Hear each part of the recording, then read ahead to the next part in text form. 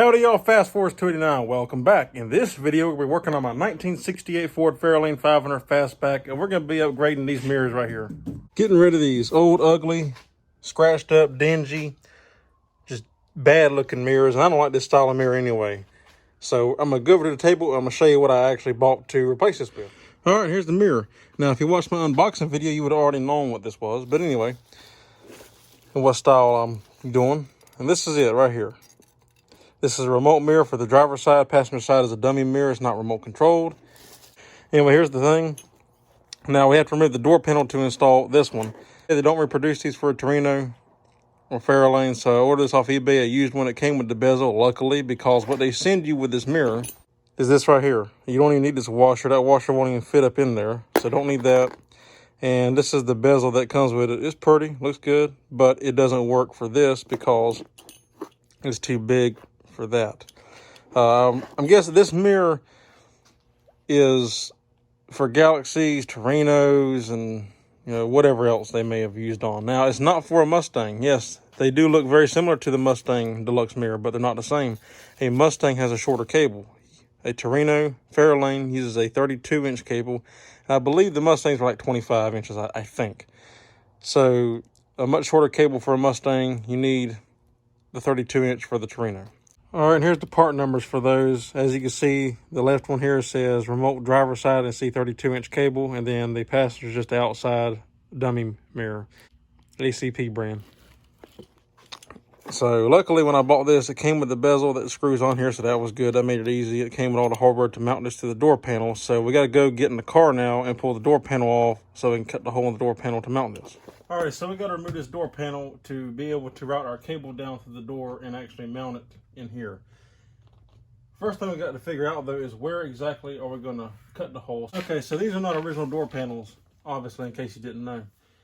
The original door panels and even reproductions will have a spot on the back of the cardboard to tell you where to cut it out at. This one, seeing how these are just something that somebody threw together, it's not going to have that, but that's okay.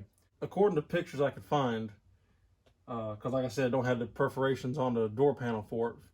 For pictures I could find, they're not aligned with this. They're slightly in front of the window crank. So like if you were to go line this up with the center of the window crank and go just in front of it and go straight up, that's about where, according to pictures, it's supposed to be. So pull the door panel off, there should be a hole in here for the cable, and we will be able to actually see then for sure exactly where it needs to be cut out at.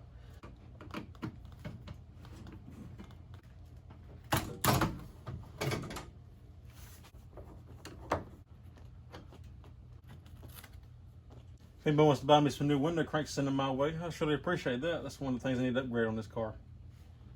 Kidding, obviously. But seriously, if you want to do it, I won't argue with you. Now, usually these are a nut driver, like a regular hex head bolt. But again, 50-year-old car, it was messed with it over years. Now it just has regular screws in here.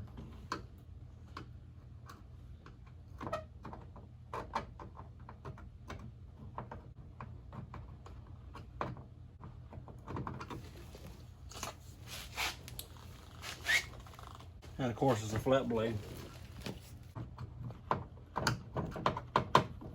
Pro tip, don't use flat blades for stuff like this. Very aggravating, very irritating. And they get stuck pretty good over time. So yeah, practically glued on there.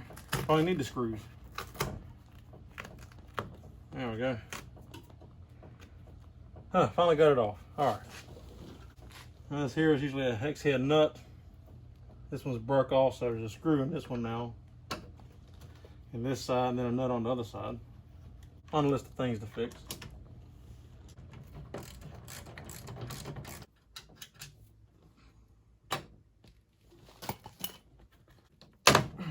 Just pop off like that. And I usually put the nut back in here just to keep up with it. There, now we got that far. Now we can remove the door panel. For that, we're gonna need a door panel removal tool, something like that. I put tape on mine just to keep from scratching the paint, which up here is fine because you're not gonna see this, so Usually I start from the bottom of a door panel, but in this case, since you see this, but you don't see this, I'll start at the top of this one.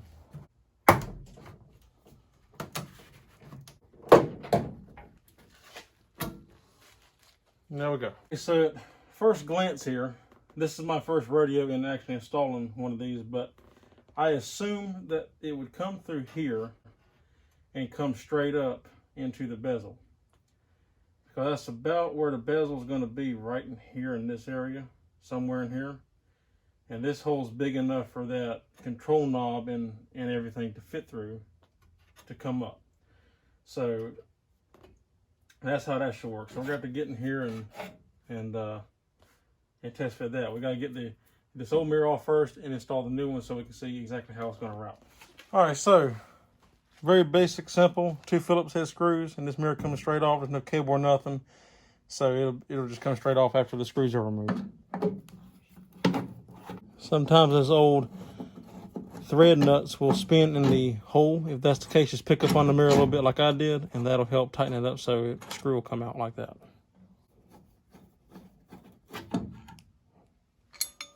You can see what I'm talking about. That's that thread insert, and they'll turn sometimes. That one's still good and tight. That one there will turn in the hole. So yeah, I'm gonna clean this up and get the new mirror installed.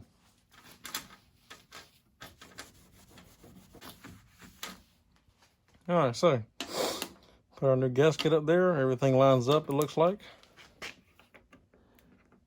Oh yeah, beautiful. And there is a right way and a wrong way to install this. You can see how this gasket's made. It's outlined here for the mirror to sit in here, and it's got kind of a curvature edge to it to match the contour of the door. So it goes on like this.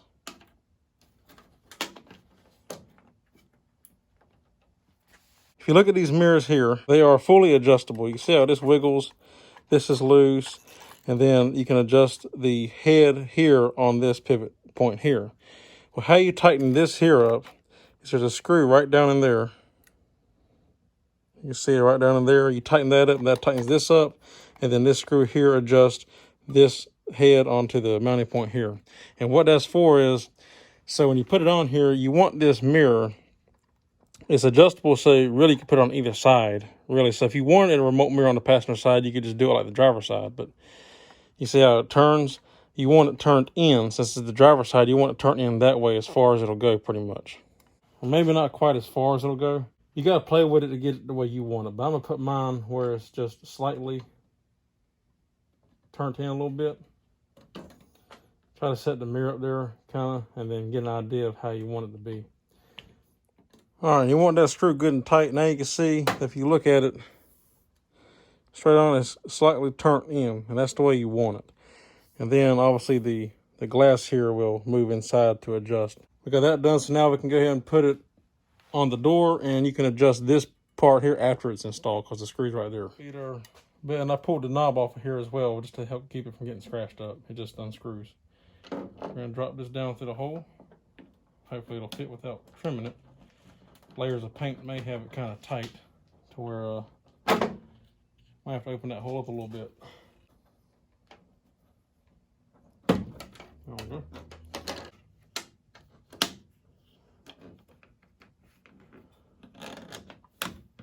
And they give you brand new screws in the kit to mount the new mirror down. So.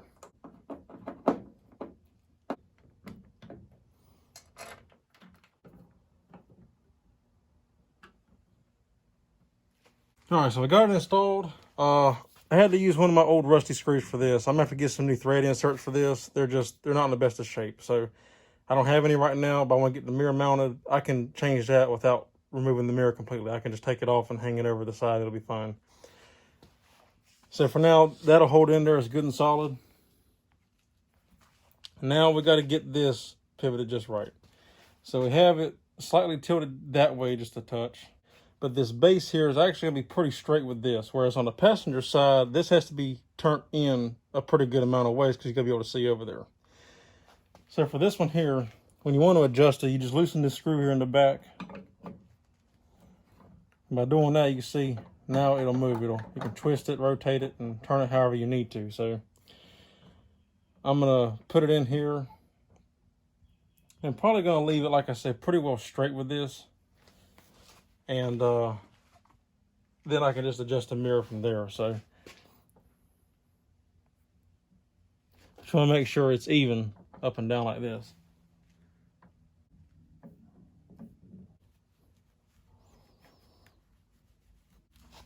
Now we gotta get inside the door to run our cable. If you look in here, I can see the cable, and we're gonna put the window up probably to be able to get in here and actually see what we're doing.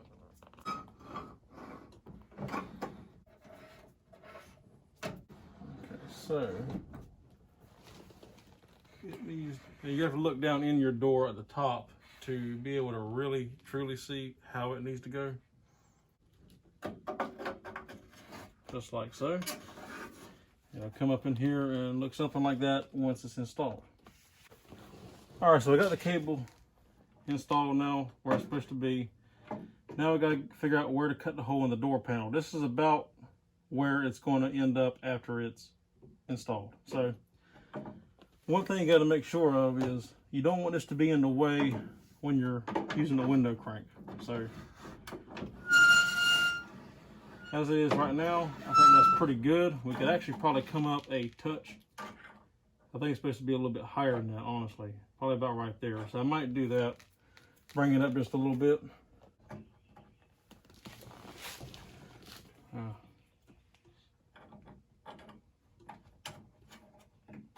Something probably more like that.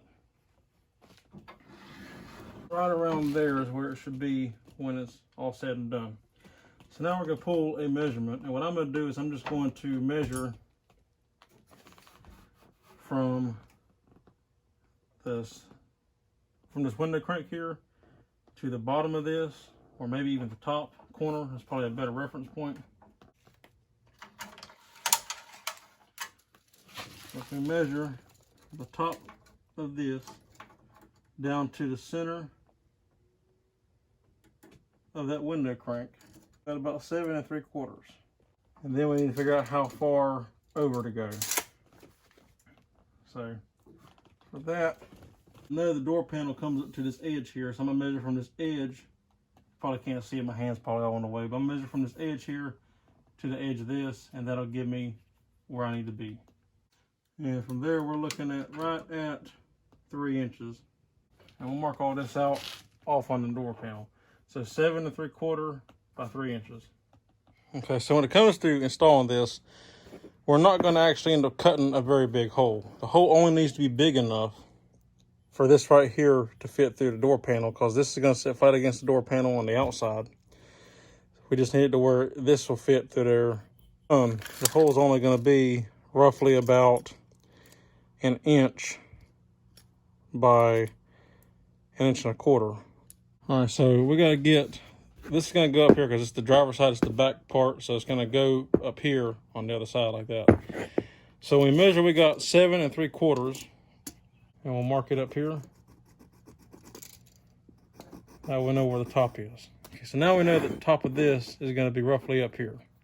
And then we measured from the edge of where it's going to go, it was about 3 inches. So we'll take and move this up to the 3 inch mark like that. Now I'm gonna just trace this out so I know how big of a area we're working with here.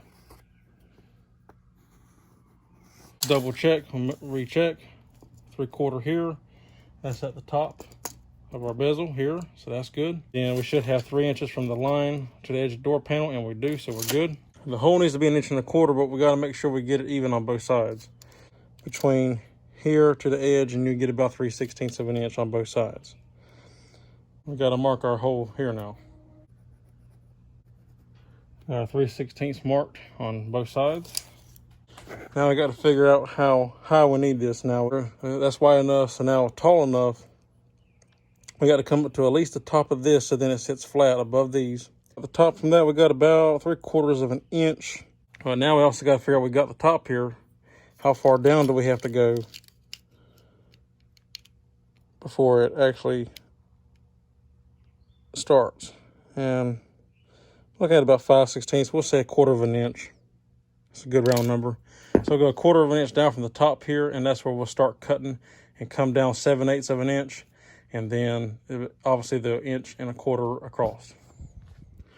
All right, so this is our sketch now. This is the square we're going to cut out. I know this line looks closer to this edge. That's because I made the line a little thicker. I moved it over. So I'm going to cut on this, on the inside of this line, and then on the outside of this line.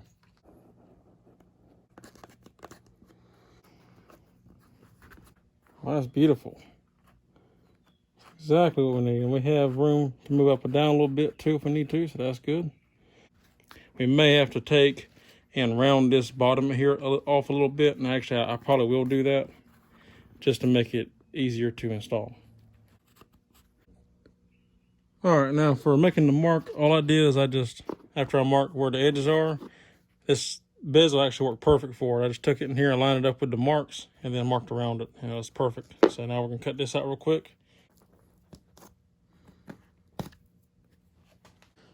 All right, I went ahead and cut a notch this side. I didn't notch the vinyl. I just notched the cardboard for this tab here to stick up in there. And that's just what this is for. The reason why these are cut like they are and the reason why that's cut like it is to keep this from, so then that bezel can't slide up and down after it's in the car and tighten down. So now that's how it looks installed. I think what I'm gonna do is loosen it because it looks like it's just a touch leaning back that way. And I'm gonna loosen it, and like I said, move it a little bit further forward, cock it this way a little bit, and then we'll go install it in the car. All right, so once you get the bezels installed, and it's a little bit of a juggling act, but it can be done. We can get the door panel put back on now, test fit all that, and so far it's fitting perfect, so that's good.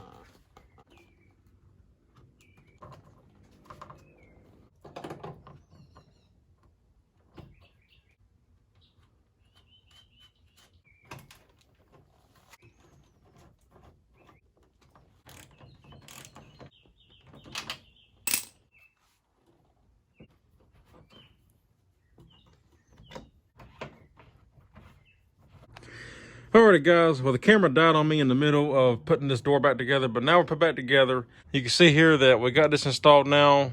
The only thing left to do is put this knob on here. It just unscrews.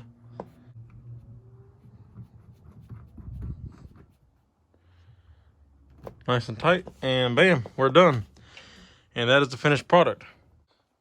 Alright, so now I'm going to show you how I got my cable routed inside the door to keep it out of the way of the window, and also why you need such a long cable for a fairlane and Torino.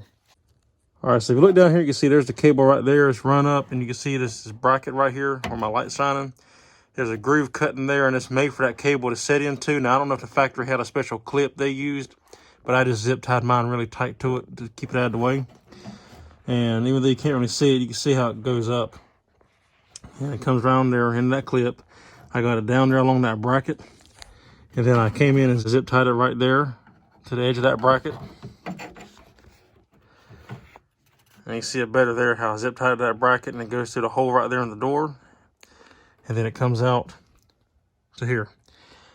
So the reason why you need such a long cable, you can see the window's right here. The window comes all the way up to the edge of the door. So you got to have a long cable to route around the window. Otherwise it'll get caught in there. So that's why it's so necessary to route this properly. So that's how I routed mine, just a couple of zip ties. It works great, and the knob and all works like it's supposed to, and the mirror functions. All right, you can see just how nice the quality of this chrome is. That's a little bit of lint that's picked up from my rag when I wiped it off, but it has tremendous chrome quality. I mean, I don't see any flaws at all in this chrome. It is absolutely a beautiful product. You can see it better probably without my flashlight shining on it. But it looks just absolutely amazing. Great quality. The glass is nice and clear. No blemishes. Nice gaskets. Just an all-around great product. Nice smooth finish on the chrome and everything. All right, so real quick, this side here with a little bit of video editing, we'll go from this to this. And look at that. That looks amazing. And the passenger side is equally as good a quality as the, I gotta make some fingerprints there, I need to wipe that off, but it's equally as good a quality as the driver's side. I'm very pleased with it. Now, obviously, this side is easier because you don't have the cable, you don't have to take the door panel off. It's simply just take your old mirror off, if you even have a mirror.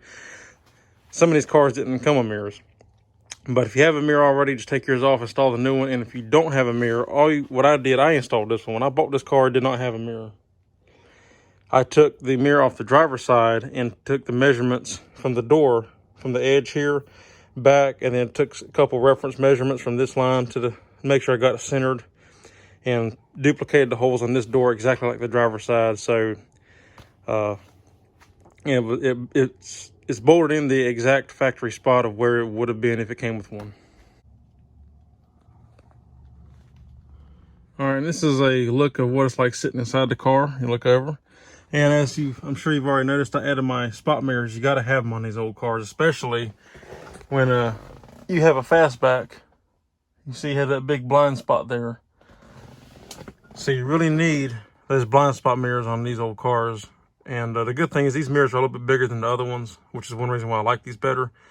So yeah, but I had the blind spots on my last mirrors. I got them on these because it just really helps to help change lanes, and also use it to help with your parking. You can see the lines when you're in a parking space, make sure you're even. And of course, I got one on that side as well. You definitely need it for that side when you're changing lanes and whatnot. So, but yeah, this is a good look at what it's like sitting in the car, how it looks.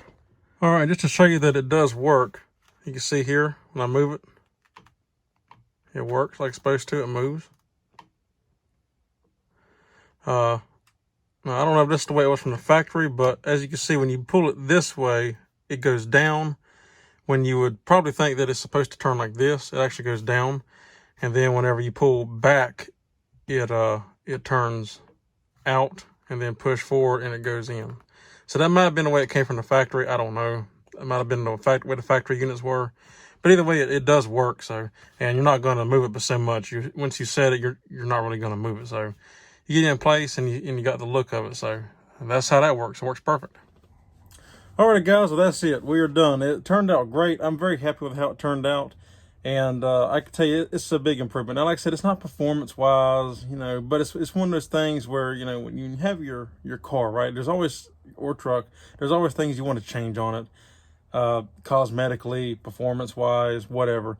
This is one of the upgrades I've been wanting to do to this car ever since I bought it. The reason why I'm waiting until now to do it is it took me a while to find mirrors for a Torino fairlane. Now, the passenger side, like I stated before in the past, is the same as a Mustang. When it comes to these deluxe mirrors, they're the same.